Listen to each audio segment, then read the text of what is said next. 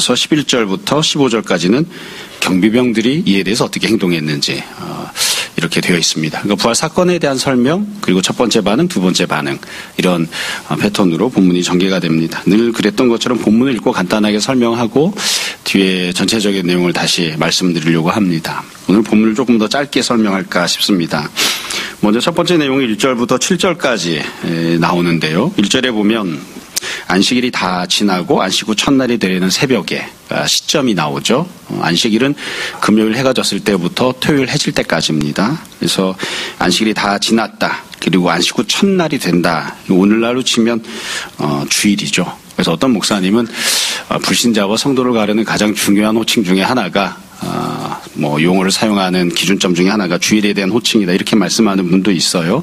세상 사람은 일요일이라 부르고 우리는 주님의 날이다 해서 주일이라 부른다. 여지껏 일요일이라 부르셨던 분들도 이제는 주일이다 이렇게 부르시면 됩니다. 그럼 다른 사람들도 다 압니다. 저거 예수쟁이구나 이렇게.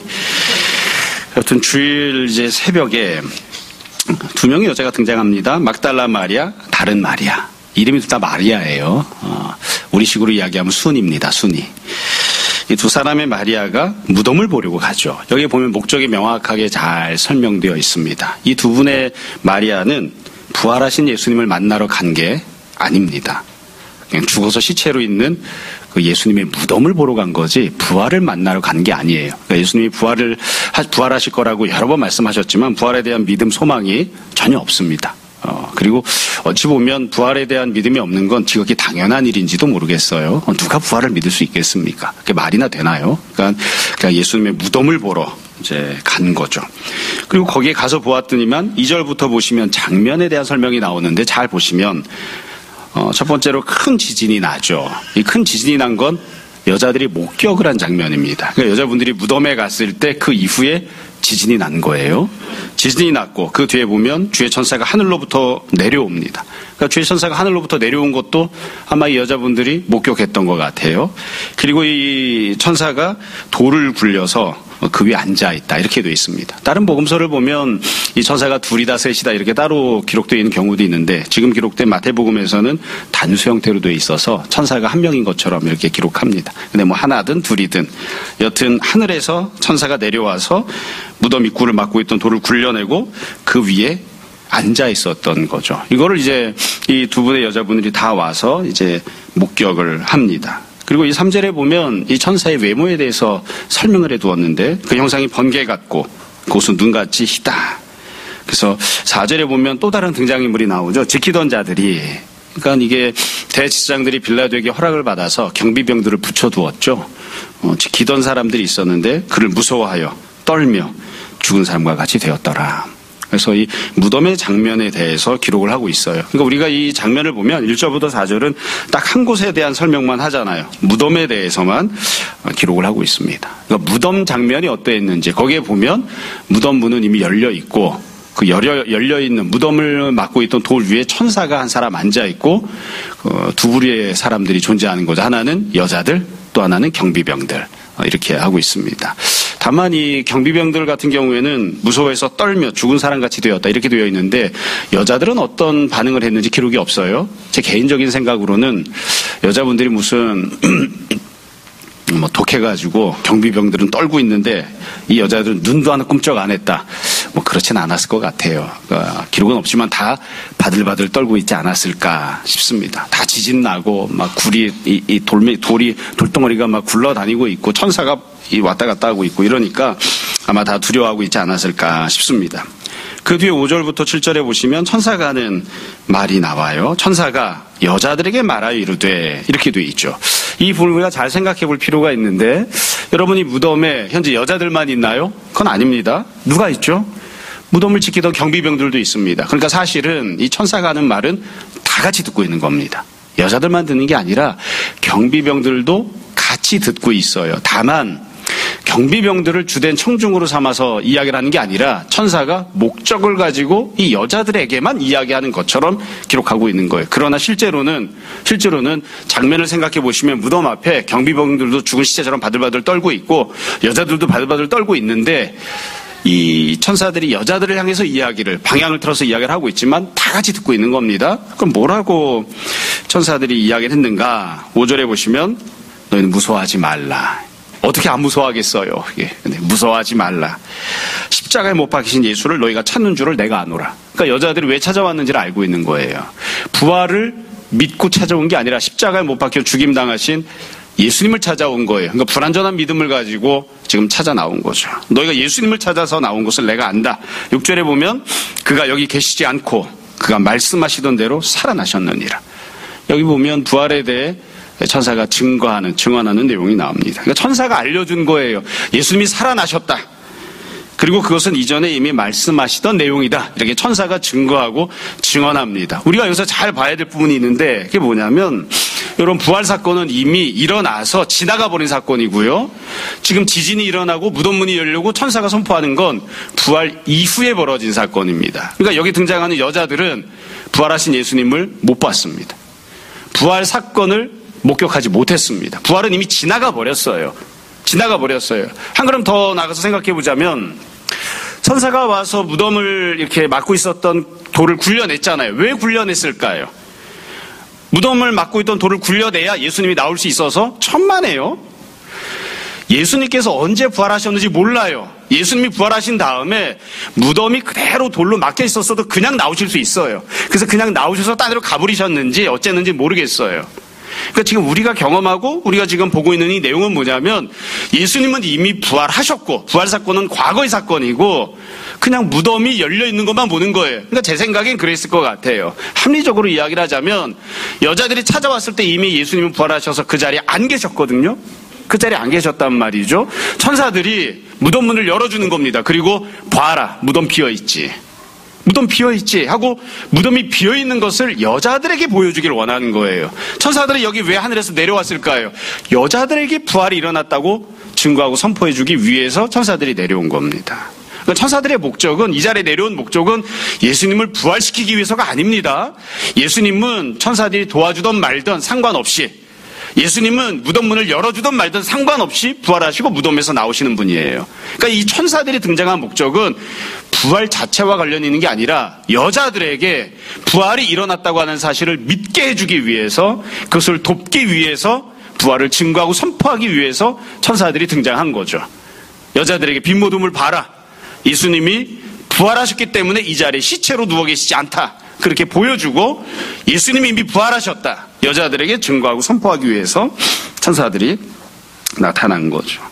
다시 말씀드리지만 이 모든 내용은 그 자리를 지키던 경비병들도 다 같이 들었던 겁니다. 여자들만 들었던 게 아니에요. 그러나 천사들은 목적을 가지고 완전한 믿음은 아니지만 그래도 주님을 믿는 믿음, 주님을 향한 소망을 갖고 있던, 예수님을 사랑하는 마음으로 찾아 나왔던 여자들에게 부활을 증거하고 부활에 대한 믿음을 갖게 하기 위해서 그런 목적적인 그런 말을 지금 이제 증거하고 선포하고 있는 것입니다. 그리고 나서 여자들에게 부탁을 하죠. 이 7절 뒤에 보시면 또 빨리 가서 돌아가라고 합니다. 제자들에게 이르되 그가 죽은 자 가운데서 살아나셨고 너희보다 먼저 갈릴리로 가시나니 거기서 너희가 배우리라 하라. 보라, 내가 너에게 일렀느니라 하거늘. 그러니까 부활에 대해서 증거한 다음에 여자들에게 부탁을 합니다. 너만 믿는 것이 아니라 빨리 가서 제자들에게도 부활이 일어났다라고 증거해라. 그래서 제자들이 부활을 믿는 자들이 되게 하고 제자들에게 갈릴리에서 주님이 너희를 만날 것이다. 약속하셨던 대로, 말씀하신 대로 할 것이니까 너희도 가라. 이렇게 지금 선포하고 있습니다. 이게 부활에 대한 장면이에요. 이게 지금 부활이 일어난 것에 대해 설명하고 있습니다. 여러분, 이 장면을 잘 보시면 모두가 다 알 수 있는 중요한 특징들이 몇 가지가 있습니다. 일단 이 내용을 보면 조금만 우리가 신경 써서 생각해 보면 앞에 있었던 십자가 고난과 비슷하다는 것을 알 수 있습니다. 잘 보시면 1절부터 7절 여러분 다시 한번 잘 보세요. 부활 자체에 대한 설명이 있나요? 없습니다. 부활하신 예수님에 대한 묘사가 있나요? 없습니다. 그까짓 거 천사가 어떻게 생겼는지 별로 중요하지도 않을 것 같은데, 천사가 뭐 어떤 옷을 입었는지, 뭐 그 옷의 색깔이 어땠는지, 형상이 어땠는지 이따위 쓸데없는 것만 기록해 놓았을 뿐이지, 사실은 부활하신 예수님에 대해서는 아무런 설명이 없어요. 이건 십자가 고난도 마찬가지여서 십자가가 크기가 어떠했는지, 어떤 재질로 이루어졌는지, 어떤 모습이었는지, 예수님이 어떤 모습으로 십자가에 매달려 있었는지 설명이 없잖아요. 부활도 마찬가지입니다. 부활 그 자체에 대해서는 아무런 설명이 없어요. 부활하신 예수님에 대해서도 아무런 묘사나 이런 내용이 없습니다. 이게 어찌 보면 참 묘한 특징이에요. 우리 같으면 이걸 가장 자세히 설명했을 것 같은데 십자가 장면을 제일 상세하게 설명하고 부활 그 자체를 상세하게 설명했을 것 같은데 그에 대한 내용은 없어요. 사실 엄밀히 이야기하면 없는 게 맞는지도 몰라요. 왜냐하면 부활하시는 장면은 목격한 사람이 아무도 없습니다. 누가 부활을 목격했나요? 아무도 못 봤어요. 예수님께서 무덤에서 나오실 때 어떻게 나오셨는지, 어떤 모습으로 나오셨는지 아무도 본 사람이 없어요. 제자들도 못 봤고, 여기 있는 두 마리아들도 못 봤고, 제 생각에는 지키고 있던 경비병들도 못 봤던 것 같아요. 입장 바꿔놓고 생각하면 기쁘고 즐거운 일은 아니어서 무덤에서 그 무덤 지키고 있는 일을 하느라 밤새 있어야 된다. 다 퍼져 잤겠죠.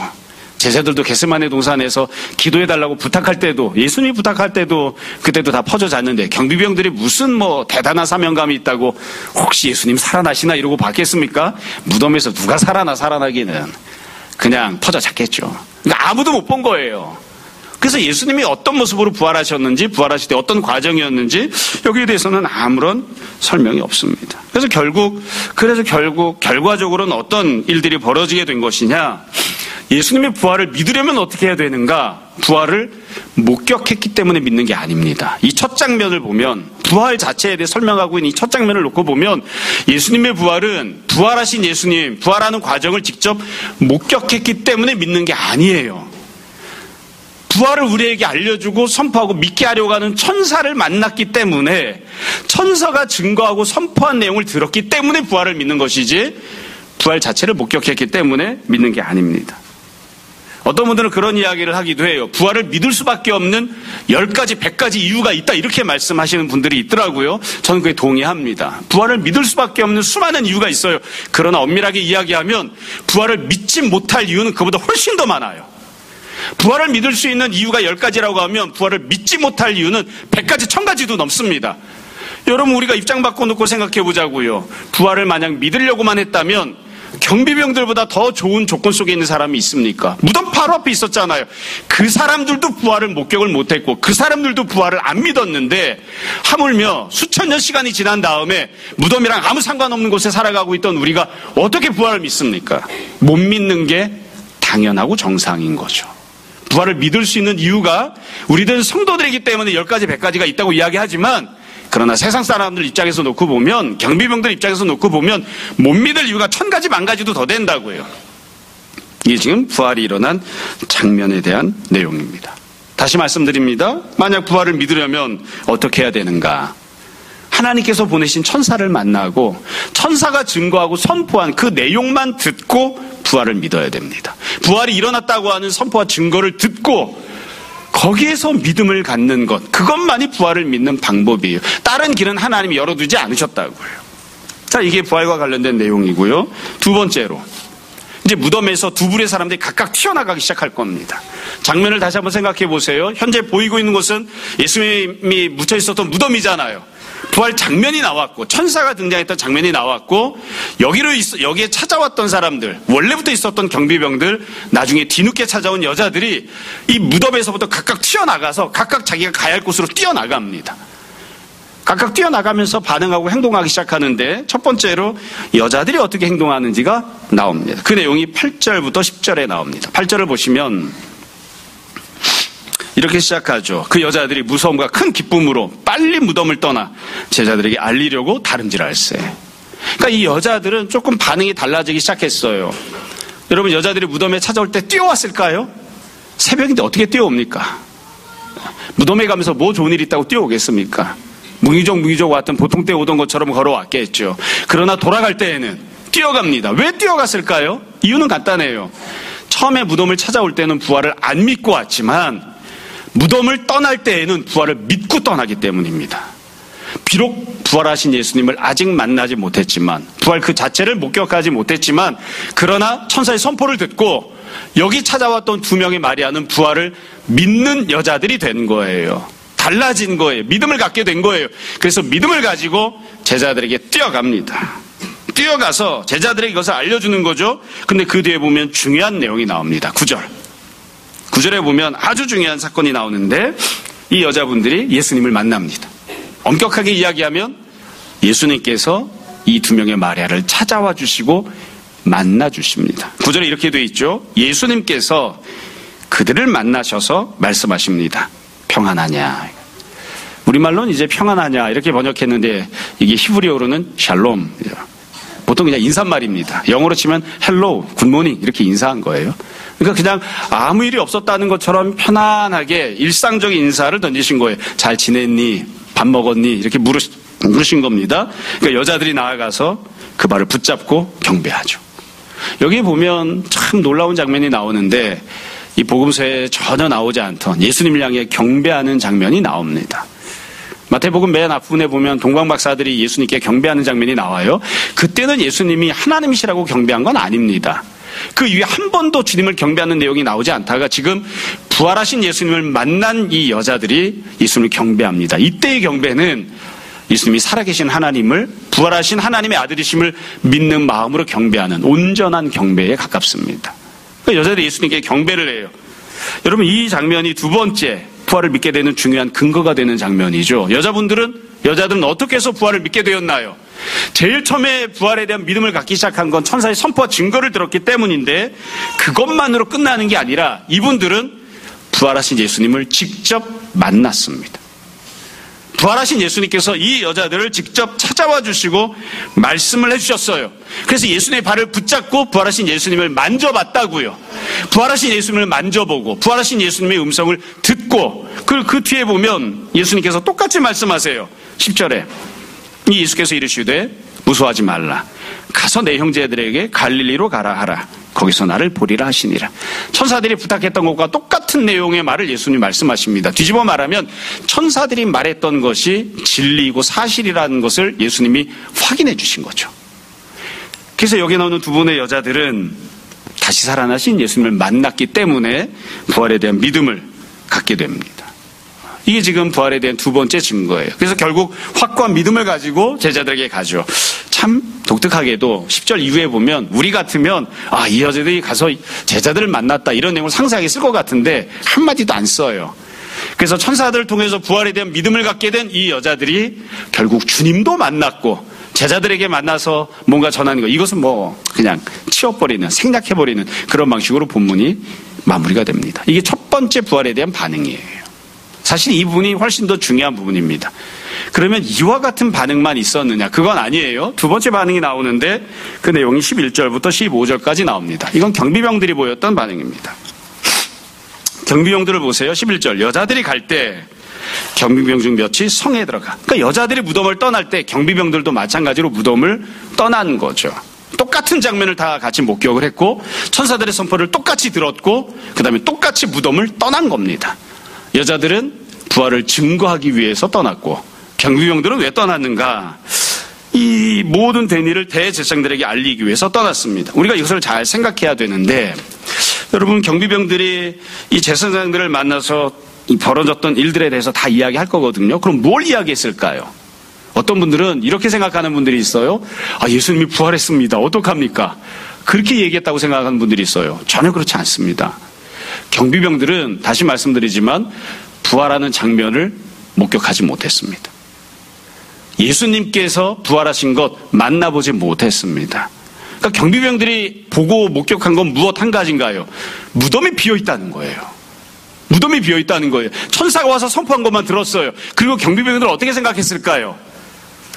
예수님이 사라졌네. 시체가 사라졌네. 라고 생각하는 겁니다.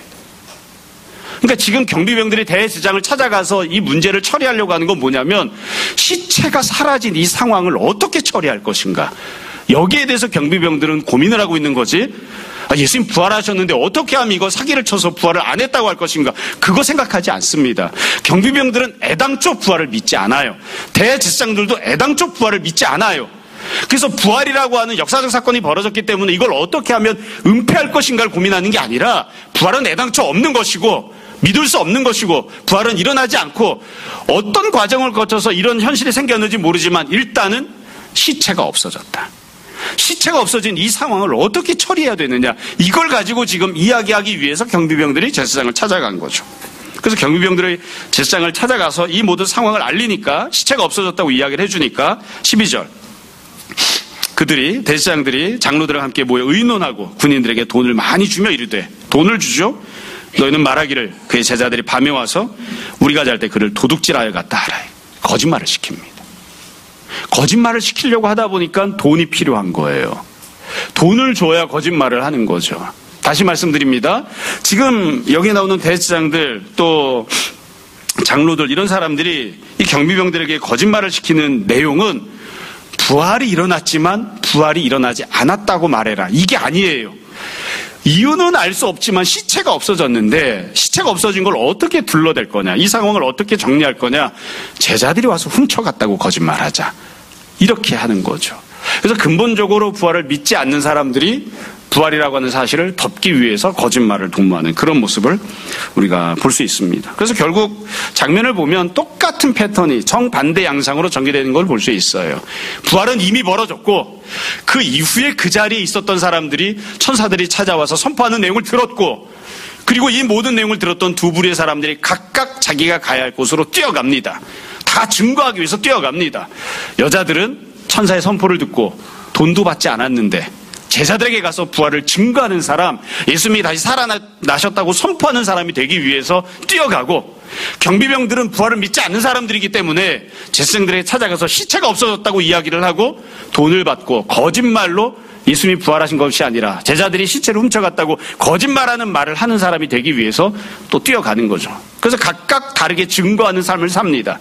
여자들은 부활을 증거하는 삶을 살고 경비병들은 시체가 없어졌다고 증거하는 삶을 사는, 각각 자기의 자리로 가서 자기가 믿는 대로, 자기가 보는 대로, 자기가 생각하는 대로 행동하는 그런 모습이 되는 것을 알 수 있습니다. 여기까지가 본문이 기록하고 있는 부활에 대한 내용입니다. 이게 다입니다. 자, 오늘 본문과 관련해서 우리 몇 가지 정도 내서 다시 한번 말씀에 대해 생각해보고 오늘 말씀을 마무리하겠습니다. 사실 제가 드렸던, 지금까지 설명했던 내용 안에 우리가 꼭 기억해야 될 내용이 몽땅 다 들어있습니다. 다시 한 번 더 말씀드려요. 이 본문에서 제일 중요한 첫 번째, 부활은 역사적 사건으로 벌어졌습니다. 예수님께서 다시 살아나셨습니다. 어떻게 무덤에서 나왔는지는 모르겠습니다. 무덤 문을 열고 나오신 다음에 무덤 문을 다시 조용히 닫아 놓으셨는지, 아니면 그냥 무덤 벽면으로 그냥 통과해서 나오셨는지 어쨌는지는 잘 모르겠습니다. 그러나 예수님께서 다시 살아나셨습니다. 육체로 다시 살아나셨습니다. 그 육체가 어떤 육체인지는 잘 모르겠습니다. 분명한 건 우리가 갖고 있는 이 육체와 똑같은 육체는 아니에요. 그래서 영혼도 아니고 우리가 갖고 있는 육체도 아니기 때문에 제3의 무엇이라고 지칭을 해야 될지도 모르겠습니다만, 예수님께서 육체를 갖고 역사적 사건으로 다시 살아나셨습니다. 이게 제일 중요한 첫 번째죠. 두 번째는, 그러나 그 부활하시는 장면을 아무도 보지 못했고 부활 자체에 대해서는 아무도 보지 못했기 때문에 구체적인 설명이나 묘사는 한 글자도 나오지 않습니다. 부활하신 예수님이 어떤 모습인지에 대해서도 설명하지 않습니다. 그래서 결국 이 뒤에 나오는 모든 내용들을 보면 부활 이후에 목격한 장면으로 인해서 어떻게 반응하고 행동할 것인가, 부활하신 예수님과 어떤 관계를 맺을 것인가, 이것에 대해서만 초점을 두고 기록합니다. 그래서 이 모든 기록 방식은 십자가와 똑같죠. 십자가가 어떤 모습인지에 대해서는 거의 설명하지 않아요. 그러나 십자가가 달려 있었던, 세워져 있었던, 십자가 예수님이 매달려 계셨던 골고다에 대해서 설명을 하면서 골고다라고 하는 그 장소에 있었던 1번의 사람, 2번의 사람, 3번 사람, 4번 사람이 어떻게 십자가에 대해서 반응했는지만 기록을 하죠. 너에게 있어서 십자가는 무엇인가, 이것 한 가지만 기록하는 거예요. 마찬가지로 너는 부활에 대해서 어떻게 생각하고 반응할 것인가, 이것 한 가지만 관심을 두고 기록을 하고 있는 거예요. 세 번째로, 그래서 우리가 부활을 믿는 것과 관련해서 있는 그대로 사실을 인정할 필요가 있습니다. 누군가는, 여자분들은 부활을 믿을 만한 훨씬 더 많은 증거를 갖고 있어서 믿는 건가요? 아닙니다. 부활을 믿지 않는 경비병들은 부활을 믿을 수 없는 증거가 훨씬 더 많아서 부활을 안 믿는 건가요? 그것도 아닙니다.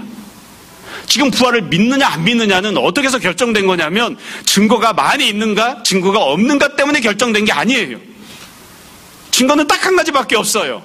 천사가 선포했던 부활이 일어났다고 하는 그 선포와 증언, 그거 딱 한 가지밖에 없어요. 그것을 받고 믿을 것인가, 그것을 안 받고 안 믿을 것인가, 여기에서 판가름이 나고 결판이 나버린 것이지, 또 다른 증거가 수없이 많이 증거이 주어졌기 때문에 안 믿고 싶지만 부득이하게 어쩔 수 없이 믿게 되는 그런 상황이 생긴 게 결코 아닙니다. 부활을 믿기 시작하는 첫 걸음은 딱 한 가지입니다. 천사의 선포 딱 한 가지입니다. 다른 건 아무것도 없습니다. 그래서 이 하나님께서 천사를 통해 선포하신 말씀을 믿느냐 믿지 않느냐, 이 한 가지로 신앙이 결정된 겁니다. 네 번째 특징이 있습니다. 예수님께서 사람을 만나주시고 부활에 대한 또 다른 증거를 주셨는데, 그래서 우리가 지금 고백하고 있는 대로, 지금 또 이 본 그대로 여자분들은, 여기 나오는 두 명의 마리아는 부활하신 예수님이 찾아와 주셨기 때문에 주님을 만나는 은혜를 누렸잖아요. 경비병들은 못 만났습니다.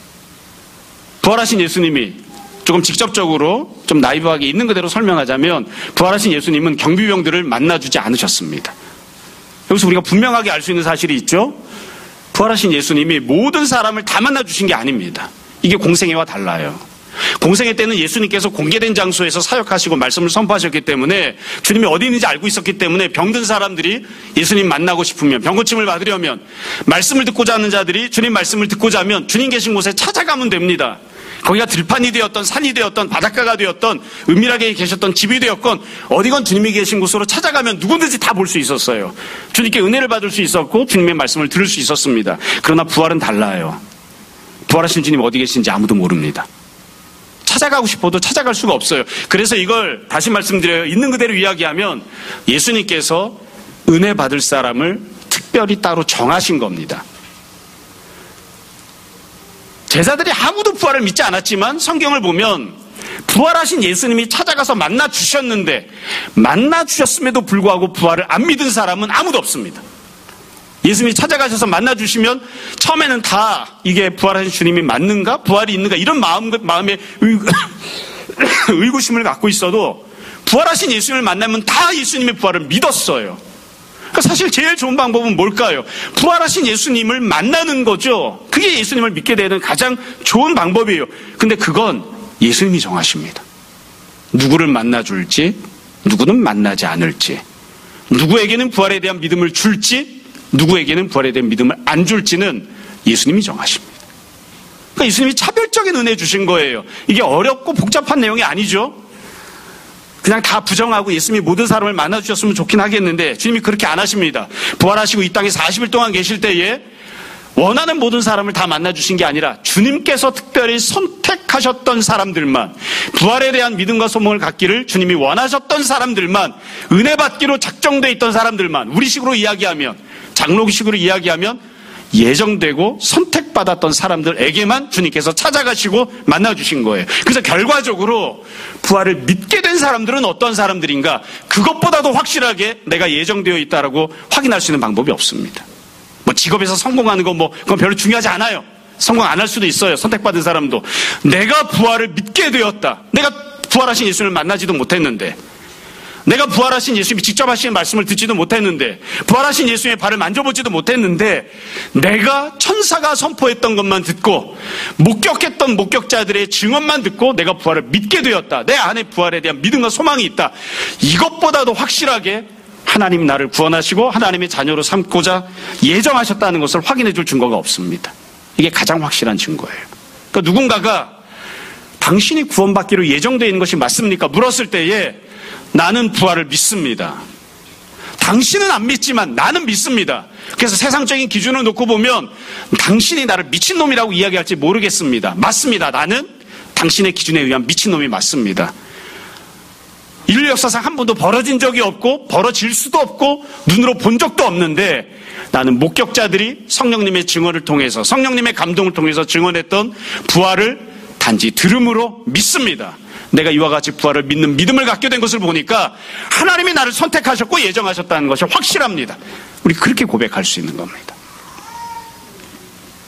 예수님께서 차별적인 은혜를 베푸신 거예요. 참고로 한 가지를 동시에 기억했으면 합니다. 여러분, 초대교회 성도들 중에 부활하신 예수님 만나고 믿은 사람이 많을까요? 부활하신 예수님을 만나지 못하고 믿은 사람이 많을까요? 못 만난 사람이 훨씬 많습니다.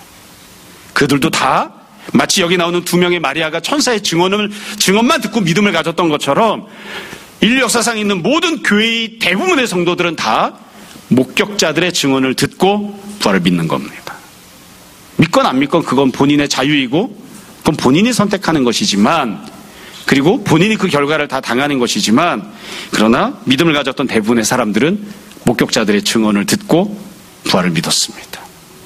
그래서 오늘날도 우리가 마찬가지예요. 어떻게 해서 부활을 믿게 되었을까요? 두 가지 요소가 있는 거죠. 하나는 목격자들의 증언, 기록되어 있는 성경 안에 들어있는 목격자들의 증언을 우리가 들었기 때문이고, 두 번째는 마치 예수님께서 이 여자들을 만나주신 것처럼 성령님께서 우리를 만나주셨기 때문에 우리가 그 부활을 믿게 된 겁니다.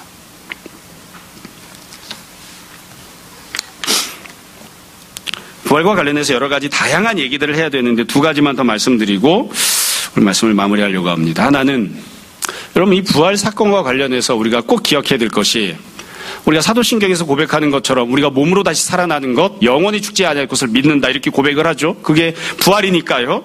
그런데 동시에 눈앞에 있는 현실을 우리가 잘 인식해야 됩니다. 예수님께서 부활하셨다고 하는 것은 죽음을 없애신 것이 아닙니다. 죽음은 계속 있습니다. 죽음을 없애신 게 부활이 아닙니다. 죽음은 계속 있습니다. 우리가 알고 고백하는 것처럼 주님은 죽음을 이기신 겁니다. 죽음이 더 이상 왕노릇하지 못하게 죽음을 해치고 나와서 죽음을 짓밟아 버리신 것이지 죽음을 없애신 게 아닙니다. 그래서 성도들이 살아가는 삶의 과정에도 죽음이 여전히 있습니다. 죽음 때문에 생겨나는 형벌들이, 질병들이, 고통과 아픔들이 여전히 존재합니다. 그러나 우리가 다 알고 있잖아요. 예수님께서 죽음을 이기시고 부활하신 이후에는 더 이상 죽음의 통치를 받지 않습니다. 죽음의 권세 아래 있지 않으니까요. 우리도 나중에 이 땅에서 조금씩 하나님 나라와 영생과 안식을 누리고 살다가 죽음을 이기고 부활한 다음에는 결코 다시는 죽음의 세력의 지배를 받지 않게 될 것입니다. 불행하게도 그러나 부활하게 되는 그날까지는 죽음이 완전히 없어진 것은 아니기 때문에 죽음과 더불어 같이 지내는 모습들을 우리가 당해야 되는 때들이 있습니다. 그것도 우리가 기억을 했으면 합니다. 마지막으로 드리려고 하는 한 가지 말씀 더는 무엇이냐면 경비병들과 관련되는 안타까움입니다. 경비병들은 어떻게 했어야 할까요? 어떻게 했어야 합니까? 경비병들이 어떤 태도를 취했어야 하나요? 여러분, 완전히 똑같은 모습은 아니지만 결국 경비병들은 가룟 유다와 비슷한 길을 걸어갑니다. 가룟 유다는 대제사장들이 쥐어주는 돈 은 30을 받고 예수님을 팔아서 주님이 십자가에 못 박히게 만들었죠. 경비병들은 대제사장들이 주는 돈, 얼마인지는 모르지만 그 돈을 받고 가서 부활을 팔아먹고, 그리고 예수님이 그냥 시체로 여전히 있다고, 시체를 제자들이 훔쳐갔다고, 그렇게 거짓말하는 사람들이 됩니다. 천사가 이야기를 했을 때 내가 만약 경비병이었다면 그랬어야 됩니다. 무덤에 있는 경비병이었다면 천사가 주님이 다시 살아나셨다고 그렇게 선포할 때에 제자들에게 가서 갈릴리에서 주님이 너희를 만나실 것이라고 그렇게 이야기를 전하라고 이야기했을 때 내가 경비병이었으면 그렇게 이야기해야 됩니다. 손을 바짝 들고 제가 가겠습니다. 그렇게 했어야 됩니다. 내가 비록 무덤 앞에 있으면서도 부활하신 예수님을 못 만났지만 제가 가겠습니다. 제가 믿겠습니다. 그렇게 했어야 돼요. 근데 여기 나오는 경비병들 그렇게 안 하죠. 내가 부활을 믿는 사람 되겠습니다. 내가 부활을 전하는 사람이 되겠습니다. 그렇게 안 하고 가서 돈 받아먹고 부활이 없다고 거짓말을 전하는 사람들, 거짓말하는 사람이 돼버린다고요. 그러니까 어찌 보면 인류 역사상 가장 귀한 은혜, 가장 귀한 기회를 날려버린 셈이죠. 왜 그렇게 했을까? 정말 아쉽고 안타까운 모습입니다. 여러분, 혹시 부활을 믿으시면 더 이야기할 필요도 없을 것이고, 부활이 잘 안 믿어지면 어떻게 해야 됩니까? 부활을 믿기 위해서 노력하십시오. 우리가 다 공부 잘하기 위해서 노력한다고 해서 다 공부를 잘하게 되는 건 아니죠. 돈을 많이 벌기 위해서 노력하고, 그래도 학생이면 공부를 잘하기 위해서 노력은 하잖아요. 내가 부활이 잘 안 믿어지면 부활을 믿게 해달라고, 내가 부활을 믿어보고 싶다고 노력을 해야 됩니다. 그리고 주님, 내 마음을 바꿔주시고 나에게 성령 충만한 은혜를 주셔서 부활이 믿어지는 은혜를 베풀어 주십시오. 그렇게 기도해야 됩니다. 여러분, 모쪼록 바라기는 이 자리에 있는 사람들 혹시 창피해서 나는 부활이 잘 안 믿어져 이야기 못하는 사람 있을지도 모릅니다만, 함께 예배드리는 모든 성도들 다 다시 살아나시는 예수님을 믿고 부활을 소망하고 나도 그 부활에 동참할 것을 또한 기대하는 그런 모습으로 살아가는 우리 모두가 되었으면 좋겠습니다. 우리를 사랑하신, 그래서 십자가에 달려 죽임당하신 그 예수님께서 다시 부활하셨습니다. 우리도 그 주님을 따라 부활할 것입니다. 날마다 지금도 살아서 역사하시는 부활하신 예수님 앞에 예배드리고 그 주님의 은혜를 받아 누리는 우리 모두 다 되기를 주님 이름으로 축원합니다. 잠시 기도하겠습니다. 오늘 말씀